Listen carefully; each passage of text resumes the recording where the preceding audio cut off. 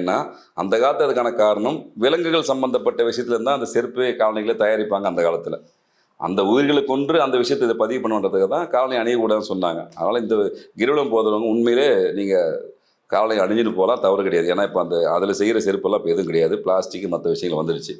அதனால் அடிக்கோர் லிங்கம் அண்ணாமலையார் அதோடைய பெருமையை ஒரு முறை 2 முறையில் பல ஆயிரம் வருஷமாக சொல்லியிருக்காங்க. இன்னொரு முக்கியமான இடம் நான் பல பதிவில் அது தெளிவாக சொல்லியிருக்கேன். அது சிவன் ஸ்தலம் மட்டும் கிடையாது, முருகப்பெருமான ஸ்தலமும் கூட. செவ்வாய் அவனுடைய ஆதிக்கம் பெற்ற ஒரு பூமி.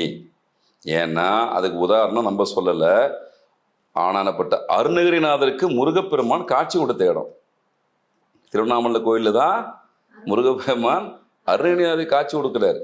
அப்போ முருகன் 6 படையில வசித்தாலும் கூட காட்சி இங்கே தானே கொடுக்குறாரு.